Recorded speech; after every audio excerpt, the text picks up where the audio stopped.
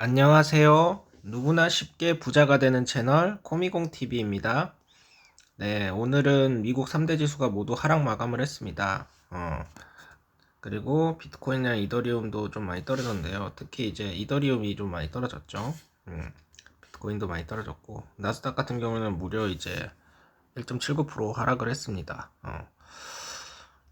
일단 제가 지속적으로 요번 주는 하락을 할 거라고 말씀을 드렸고, 구독자분들도 이제 제가 계속 얘기했으니까 제가 하락 관점으로 보고 있다는 거를 알고 계셨을 겁니다. 제가 75bp 하락을 어제 영상에서도 말씀을 드렸는데, 예상대로 75bp 하락이 나왔네요. 일단 그 이유를 찾고, 뭐 지금 또 이제 막 연준의 어떤 발언들에 대해서 되게 막 연구를 하고 있는 사람들이 많더라고요. 근데 사실 그거 그렇게 의미 없습니다. 이거 일단은 차트를 보면서 어떻게 해야 되는지 조금 말씀을 드릴게요. 일단 이건 나스닥 차트고요. 나스닥 같은 경우에는 어제 이제 결국 이제 어, 좀 올라가는 척 하다가 이제 다 뺐죠. 그래서 지금 일단은 전저점까지는 한 5.83%, 약 한 5% 정도 남았고요. 요거를 깨게 되면 이제 개미들의 엄청난 패닉셀이 나올 거라고 생각을 합니다. 그래서 지금 저는 일단은 전저점을 깨는 거를 보고 있지 않긴 했는데, 어차피 제가 뭐 신이 아니니까 주가를 예측할 수는 없으니까 더 빠지는 것도 당연히 예상을 해야 된다고 생각합니다. 전저를 깨게 되면 좀 대응 영상이 조금 달라질 것 같아요. 일단은 저는 이제 6월 저점을 깨지 않는다고는 보고 있고, 여기서 이렇게 ABC로 좀 빠졌다고 생각을 해요. 그래서 이제 단기 파동적으로는 여기 이제 A 파동이 한 이 정도 되기 때문에 사실 뭐 여기서 반등 나오고 조금 더 빠질 수 있겠죠. 요 길이랑 요 길이랑 어느 정도 좀 비슷해야 되니까, 그래서 11K 정도는 충분히 갈 수 있다고 생각을 합니다. 사실 더 빠져도 이상하지 않은 상황이었는데, 생각보다 매수세가 그래도 좀 많이 들어왔어요. 저처럼 이제 좀 대기하고 있었던 매수자 물량들이 좀 많았던 것 같아요. 그래가지고 생각보단 별로 안 빠졌다. 저는 그렇게 생각을 하고 있고요. 비트코인 같은 경우에는, 비트코인도 한번 보면은 지금 이제 저점 트라이가 진짜 얼마 멀지 않았습니다. 저는 이제 비트코인 같은 경우에는 사실 이게 이 최저점을 깰 가능성이 높다, 이렇게 말씀을 드렸었죠. 그래서 지금도 그 관점은 변함이 없고요. 하지만 이제 매도세가 사실 요때만큼 볼륨이 그렇게 크게 터지지 않았어요. 그래서 지금 비트코인 같은 경우에는 매도세가 단기적으로 나오고 저점을 깰 수도 있지만, 저점을 이제 살짝 깨고 올라가지 않을까, 이런 생각을 좀 하고 있습니다. 이더리움 같은 경우에는 제가 말씀드렸다시피 이더리움은 단기적으로 추세가 매우 매우 안 좋을 거라고 제가 말씀을 드렸죠. 헤드앤숄더 패턴이 나올 가능성이 높다. 예상대로 이렇게 헤드앤숄더 패턴이 나오고 급락을 하고 있어요. 여기 이 1422달러라고 제가 말씀드렸었는데, 요 넥라인이 깨지게 되면 페닉셀이 나올 수 있다. 이런 페닉셀이 나오고 RSI가 좀 바닥을 향해서 가고 있습니다. 이게 차트만 가지고 저는 이제 예측을 한 거예요.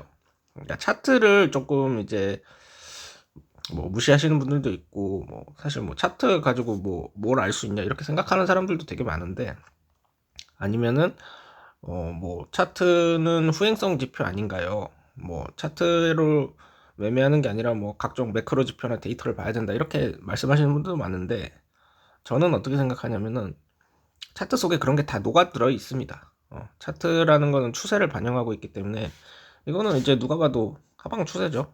하방 추세는 언제도 끝날지 아무도 알 수가 없습니다. 어느 정도 상승을 하거나 횡보를 할 때 새로운 추세가 만들어지는 거기 때문에, 그리고 또 이제 매크로 지표들도 보면은 뭐 아주 중요한 거 빼고는 거의 무시하셔도 돼요. 이렇게 생각을 하고요. 그래서 지금 TQQQ 또 한번 볼게요. 저희가 이제 좀 주력으로 투자하고 있는 TQQQ 보면은 이제 23달러를 깨고 지금 22달러대로 왔습니다. 그래서 지금 21달러까지 얼마 남지 않았고요. 그리고 오늘 조금 거래량이 많이 터졌어요. 오늘 상당히 많은 거래량이 터졌고, 요거는 이제 좀 저가 매수세가 좀 들어왔다고 볼 수 있겠죠. 그런 상황이고, 속슬 같은 경우에는 생각보다 방어를 잘해줬습니다. 제가 속슬 요즘 계속 괜찮다고 말씀드렸죠. 속슬이 그래서 이제 조금 진짜 사볼 만한 구역이 아닌가. 속슬이 지금 TQ에 비해서 방어력이 좋습니다. 여기서 그 이유는 이제 너무 많이 떨어졌기 때문이죠. 그래서 요 구간을 이제 좀 지켜주는 걸로 봐서 제가 이제 조만간 이제 속슬을 진입을 할 것 같습니다. 그래서 지금은 냉정하게 TQ보다 속슬이 상황이 괜찮고요. 그래서 SOXL을 곧 진입을 할 예정이다. 이렇게 말씀을 드리겠습니다. 제가 속슬 사게 되면은 바로 말씀드릴게요. 그렇게 됐고, 그리고 불주 같은 경우에도 좀 보면은 불주는 또 이제 저점을 갱신했죠.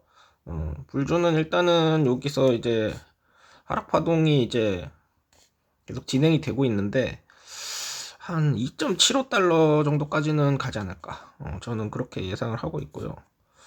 뭐 더 빠질 수도 있지만 저는 한 3달러는 웬만하면 깰 것 같긴 해요. 조금 그런 것 같고, 근데 일단은 여기 보시면은 RSI가 계속 상승을 하고 있기 때문에 아주 폭락이 나오는 것 같지는 않다. 근데 어차피 나스닥 따라가니까 나스닥을 봐야겠죠. 그리고 FNGU 같은 경우에도 뭐 비슷한데, FNGU는 어제 좀 방어를 좀 잘 해두다가 오늘은 이제 많이 떨어졌는데, 이거는 중국이 좀 많이 떨어져서 그래요. 그래서 CF 같은 경우에도 좀 많이 떨어졌거든요. CF이 오늘 무려 9%나 떨어졌습니다. CF이 그래서 42달러대가 왔고요. 제가 여기 요 부근이 오면은 제가 살 거라고 말씀드렸었는데, 그래서 오늘 CF를 샀습니다. 보면은 냉정하게 지금 CF은 42달러랑 80달러 사이를 박스권 횡보를 하고 있어요. 그래서 지금 박스권 하단이죠. 그래서 CF도 샀습니다. 지금 CF 사기 되게 좋은 가격 같아요. 그래서 CF를 샀고요. 그래서 오늘은 TQ랑 CF를 샀다. 이렇게 말씀드리겠습니다. 정리를 해보자면, 일단 지금 페드가 이제 뭐 75bp 금리 인상을 했잖아요. 금리 인상을 했는데, 사실 뭐 그리고 이제 하락을 하면서 이제 뭐 계속 이제 긴축을 이어 나가겠다, 뭐 인플레이션 잡겠다 막 이렇게 말하는데, 페드 말을 별로 믿지 마세요. 얘네들 솔직히 다들 구라쟁이에요. 파월이 뭐라 했습니까? 파월이 작년부터 하셨던 분들 알는데, 인플레이션은 일시적이다. 인플레이션은 일시적이다. 일시적이라고 해놓고서 지금 어떻게 됐어요? 인플레이션 잡겠다. 인플레이션이 너무 심각하다. 아니 일시적이라며. 얘네들은 이제 말을 계속 바꾸는 애들이에요. 그렇기 때문에 페드 말 믿지 마십시오. 어차피 페드는 내년에 뭐 어떻게 하겠다 뭐 이런 말 하잖아요. 뭐 금리가 뭐 더 긴축하겠다, 아니면 뭐 긴축을 풀겠다 뭐 이렇게 말하는데, 어차피 페드도 모릅니다. 내년에 어떻게 될지. 왜냐면은 뭐 러시아 우크라이나 전쟁 터질 줄 알았나요? 몰랐잖아요. 그러니까 내년에 어떻게 큰 이벤트가 나올지 저희는 알 수 없습니다. 저도 모르고요, 당연히. 근데 예를 들어서 지금 러우 전쟁이 저는 핵심이라고 보는데, 러우 전쟁이 지금 약간 끝날 기미가 조금 보이잖아요. 요게 조금 끝나면은 이게 인플레이션이 이제 약간은 이제 좀 줄어들 수 있는 가능성이 좀 생기고, 약간 연준이 금리 인하를 할 수 있는 어떤 명분을 만들어준다고 생각하거든요. 그리고 이거 말고도 뭐 진짜 아무도 예측할 수 없는 돌발 변수가 나타날 수도 있죠. 그러니까 이런 거시적인 매크로적인 상황을 좀 보셔야 되고, 근데 그거보다도 이제 단기적인 방향은 사실 차트로 보는 게 맞습니다. 그러니까 저도 이제 차트로는 이제 장기 방향과 단기 방향을 모두 보는데, 일단은 러우 전쟁과 같은 그런 엄청난 거시 경제 지표 말고는 매크로를 그렇게 많이 보진 않습니다. 뭐 소비자 물가 지수가 얼마고 뭐 이렇게 하나하나 막 이렇게 다 막 모든 지표를 다 보시는 분들이 있는데, 그거보다는 그런 거 너무 신경 쓰지 마세요. 어차피 다 신경 써봤자 뭐 예측 못합니다. 그런 거는 예측하지 마시고 그냥 금리가 얼마더라, 뭐 CPI가 얼마다, 이게 진짜 다들 보는 거, 그 정도만 보시고, 사실 매크로보다는 차트에 집중을 해라. 차트를 가지고 장기 투자를 하는 겁니다. 근데 보통 이제 차트를 보시는 분들은 이제 단기 투자하는 분들이 많으신데, 저는 장기 투자 성향입니다. 장기 투자 성향이고, 장기 투자를 어떻게 할 것인가. 어차피 많은 분들이 이제 장기 투자를 한다고 다짐을 하시지만 장기 투자를 못 하시거든요. 그 이유가 뭐냐면은, 더 떨어지면 어떡해요? 여기서 더 올라가면 어떡해요? 지금이라도 살까요? 이것 때문이거든요. 그럼 이거 자체가 결국에는 미래를 예측하려는 거잖아요. 미래를 예측하려면 어떤 근거가 있어야겠죠. 저는 그 근거를 차트라고 생각하는 겁니다. 그러니까 저도 제가 뭐 파워를 머릿속에 들어온 것도 아니고 그냥 차트만으로 하방을 예측을 한 거잖아요. 그러니까 요런 상황을 잘 인식을 하시고 이제 차트도 좀 공부를 해봐야겠다 이런 생각 가지시는 게 좋습니다. 그래서 제가 이제 슬슬 이제 차트 강의도 할 건데, 일단 가장 중요한 게 이제 캔들 강의를 조금 하려고 하거든요. 캔들의 모양에 따라서 이제 어떤 추세를 예측할 수 있는 그런 것인데, 캔들 강의도 좀 하고, 그리고 이제 뭐 엘리어트 파동 이론이나 그걸 뭐 그렇게 뭐 깊게 생각하진 않는데, 뭐 피보나치라든가 뭐 여러 가지 이제 캔들 패턴들 그런 것들을 가지고 또 강의를 좀 해보려고 합니다. 그리고 지금 일단은 75bp 인상을 했기 때문에 연준이 제가 생각했을 때는 추가로 75 한 번 더 하고 그 다음에 뭐 50으로 마무리하든지 뭐 이 정도를 생각하고 있거든요. 올해는.